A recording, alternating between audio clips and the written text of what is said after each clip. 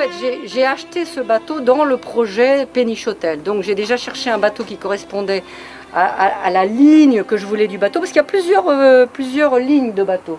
Donc celui-là était très joli et en plus était en possession de son permis de navigation, parce que je veux aussi pouvoir naviguer. Donc si j'ai des personnes qui souhaitent passer un week-end en navigation, on peut monter par exemple à Compiègne, on peut descendre à Paris, voilà, il y a plein de choses à faire. Voilà, les écluses font 40 mètres sur 5 mètres 50. Et donc les bateaux ont été construits pour remplir au maximum les écluses. Donc le gabarit Freycinet, c'est 38 mètres 50 sur 5 mètres 05. Donc ça c'est la batellerie traditionnelle française. Sur l'eau, c'est toujours beau, par tous les temps, toutes les lumières, tous les éclairages, la pluie, la neige, le soleil. Le soir, le matin, ça change tout le temps et c'est toujours magnifique. C'est vraiment un univers féerique. Voilà, c'est vraiment féerique, par tous les temps. Et ça change tout le temps et ouais, c'est toujours beau. Les matins d'automne, tout d'un coup, il y a des brouillards, on n'y voit pas à 5 mètres et tout d'un coup, ça explose en 5 minutes et on voit les...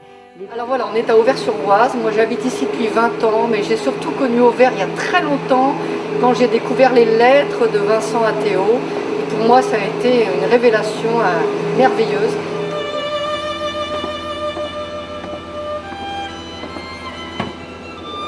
Donc on arrive dans 50 mètres carrés de partie commune entre une petite cuisine, une salle à manger, un salon, qui pourront être utilisés par les autres.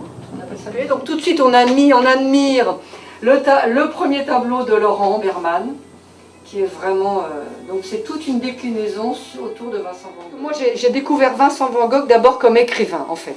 J'ai découvert ça quand j'étais adolescente, je sais pas, 17-18 ans, et la première fois que je suis venue me recueillir sur la tombe de Vincent et Théo, c'était après avoir lu les lettres, l'échange, voilà, de ces deux frères. Les personnes peuvent passer facilement 2 journées à découvrir et à se promener dans Auvers. Voilà, ensuite on passe au salon, on a le deuxième tableau de Laurent Berman, Auvers-sur-Oise, avec voilà, la calligraphie de tous les thèmes qui se rapportent à Auvers et à Vincent. Alors ici on arrive dans le couloir avec toutes les cabines. Donc j'ai décidé de faire le couloir, toutes les cabines sur le côté rivière, pour que toutes les chambres aient accès sur le fleuve. Voilà. Alors chaque cabine est faite sur le même modèle. La seule chose qui va changer, ça sera le tableau. Donc ici on a Vincent dans une barque devant. À l'époque, à Auvers-sur-Oise, il y avait toute une vie en bord du fleuve avec un casino, des bains, etc. Ça n'existe plus.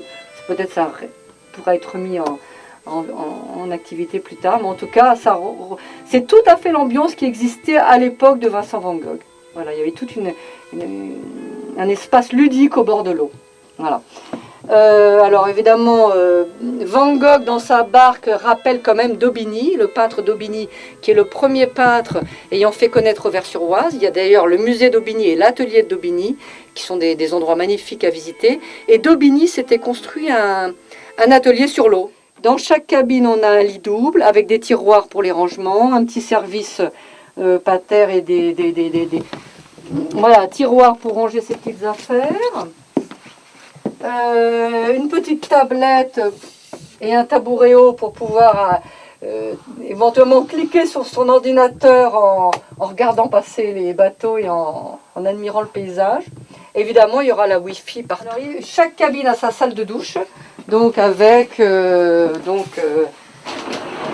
douche, WC, lavabo. Et donc j'ai fait broder le logo du bateau sur les serviettes de toilette et draps de... J'ai essayé de faire des efforts aussi sur l'isolation acoustique.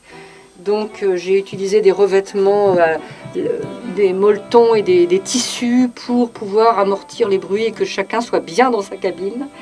Alors ici on a un autre tableau de Laurent Berman, là, qui reproduit en fait la chambre de Vincent à Auvers-sur-Oise, à l'auberge Ravoux, qui se visite. Et donc on change complètement de niveau. Alors le couloir est équipé de placards chaque cabine ayant un placard de rangement pour laisser la valise ou des affaires qui ne vont pas être utilisées pendant le séjour, pour délester l'encombrement de la chambre. Voilà.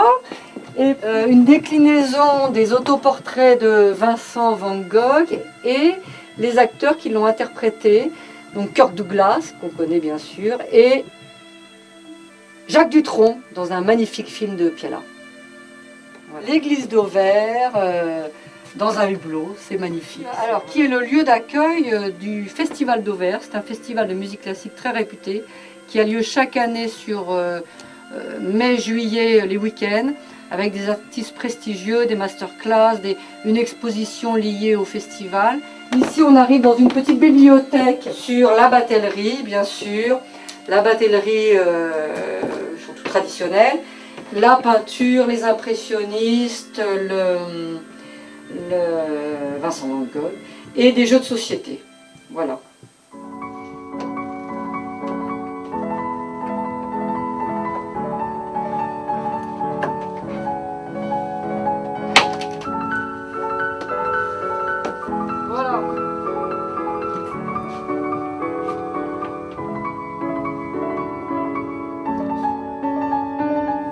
Alors on est à l'avant du bateau. Là vous avez le guindeau avec les enfants et la sortie de secours.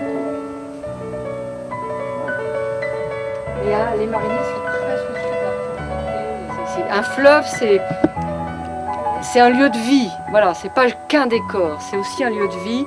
Donc être sur le fleuve, et c'est aussi voir passer les bateaux. Et ça, c'est ce qu'il y a de plus beau. C'est-à-dire que s'il n'y a pas de défi à relever, et s'il n'y a pas d'aventure, voilà, je suis une aventurière en fait. J'ai besoin de ça.